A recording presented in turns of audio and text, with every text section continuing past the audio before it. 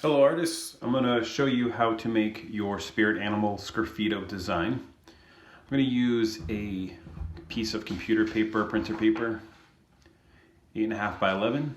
I'm going to use something from my kitchen, a bowl or a plate, because I need a circle design. You don't have to use a bowl or a plate, you can use any kind of large circle. Try to get it as big as you can on the paper, so this one fits pretty well. And I'm going to just trace in pencil around. So now I have a circle and I'm ready to begin. So for this project, you're going to need a pencil, eraser, and some permanent markers or a pen or a Sharpie. So I have my design started. I have my template, my circle, because I'm going to want to be putting this on a plate at some point. Sgraffito designs work really well when it's a strong contrast of black and white. And I'm choosing an animal to be my spirit animal.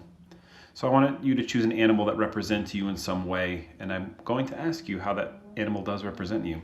So here I found a picture of a lion, and I chose a lion because I feel like I connect with lions in a way that they are leaders, brave, courageous, all those good things.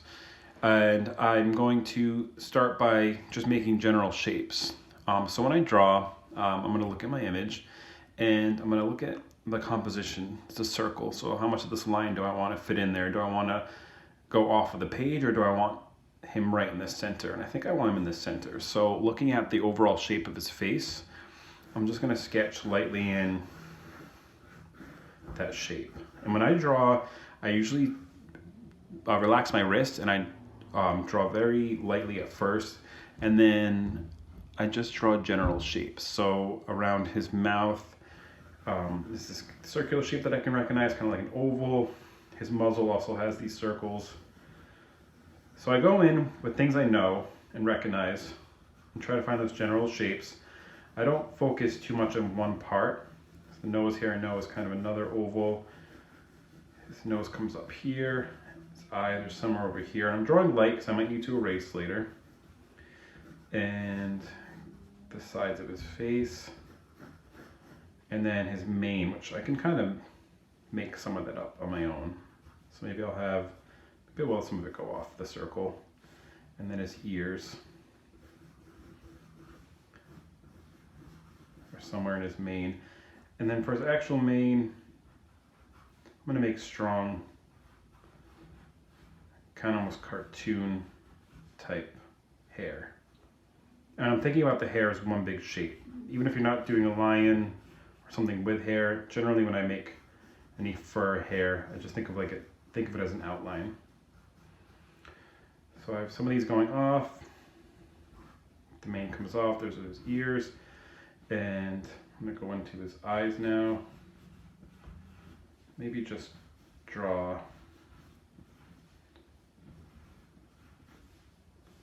that shape. It's kind of like an almond, comes down. And these don't have to be realistic. You could even go a lot more geometric. I could do this more with angles. If you look at some of the examples on the slideshow, some of the actual pottery examples have very geometric lines. So you can start to abstract this. So I'm gonna use my reference photo. I'm gonna keep going in here, putting some of these shapes in. I do want it to be strong lines because there's no shading in Sgraffito. You need everything to be a line because you're just using the red of the clay and the white of the slip. So I'm going to be pretending that my lines are going to be what I'm carving away. So once I've found some general shapes, I'm going to go in and start to darken them and keep the shapes I want.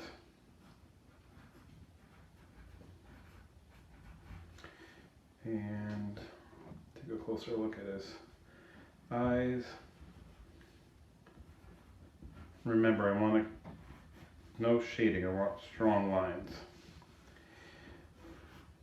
And then his ears are kind of covered by his mane, so I'm going to just put that hair in there. Once I'm satisfied with my design, and I did that pretty quickly, you can take your time. I'm going to go ahead, I'm going to start to find those lines I definitely want to keep and use my Sharpie. If you have a thick and a fine point, I would definitely start with your fine point Sharpie. So I'm going to continue to use the Sharpie and define these lines, and I'll show you the next step. Now that I finished the basic outline of my drawing, I'm going to go in and clean this up with the eraser, and that way I can see exactly what he looks like without all those pencil marks, because I know that when I'm doing Sgraffito I can't have that kind of shading. I need to use line to create that kind of value, and we're going to be working with Zentangle patterns. So I'm going to clean this up and I'll show you what that looks like.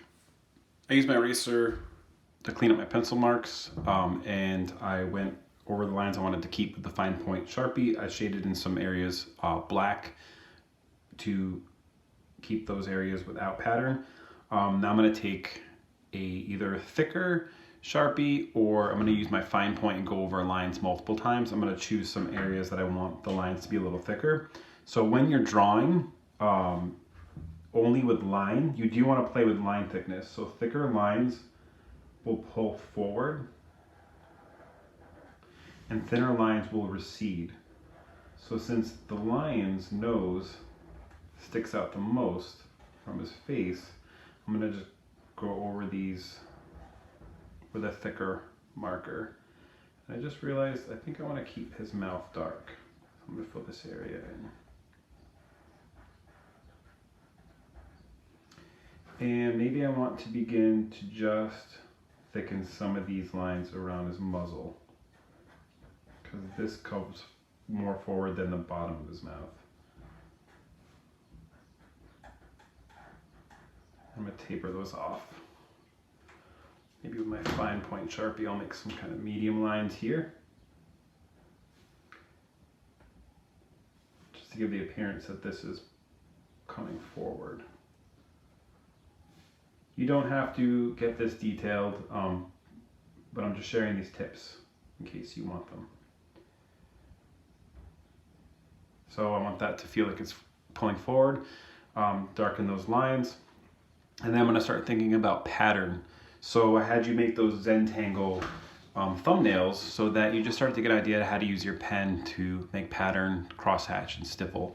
You might find that none of these really work for you, or you might find you use them all. You might only find you use a couple, but you're going to start to include these into areas of your animal. So there are two ways to work on this. You could have made the animal a little smaller and just more like a silhouette, and then focus on the background being pattern, or you can make the focal point the actual animal and include the pattern in the animal. So I decided to do that. So I have the animal as large as it can be, and it's my focal point, and then I'm going to start to pull out areas where I want to make those shapes, or those patterns, I'm sorry. So I'm going to look at this zigzag pattern here, and I'm going to include that on his chin right here. So I'm going to go into the pencil first and map out what I want.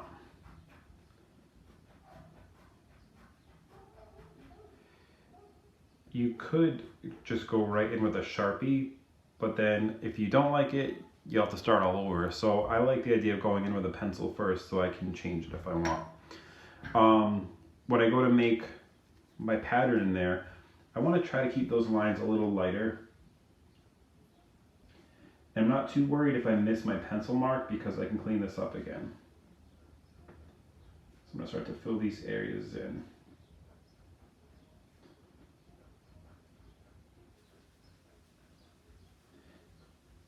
So this is my zigzag pattern, and then in my thumbnail, the lines were thicker towards the bottom, and they got thinner as they went up. So I'm going to work on that. I'm going to thicken those lines, and then I also had some hatching. So I had some lines coming straight down from those triangles.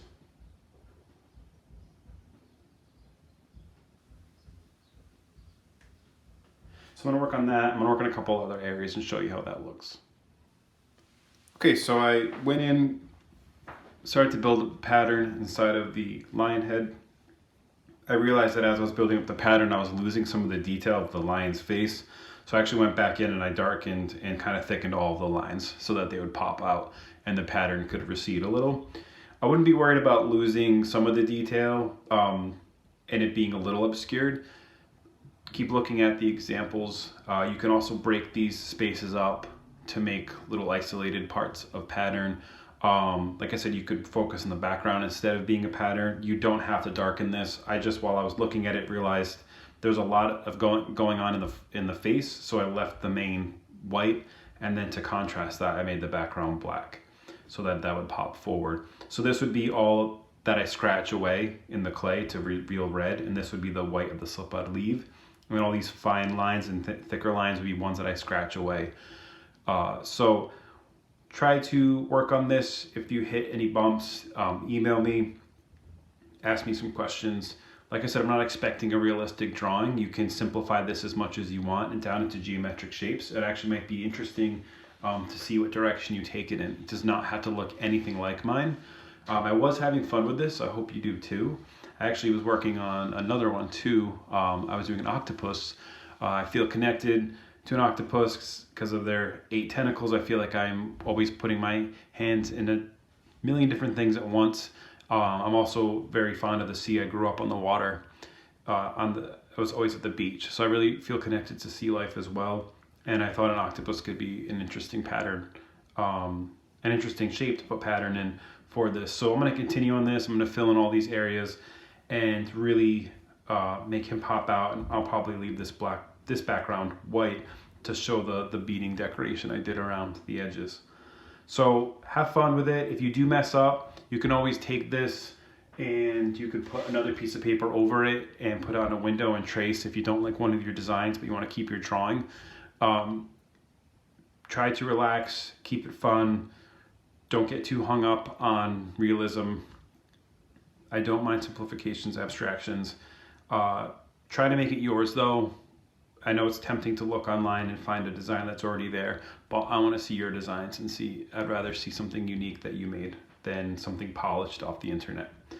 So have fun with it, and I will check in on you this week to see how they're going. All right, enjoy.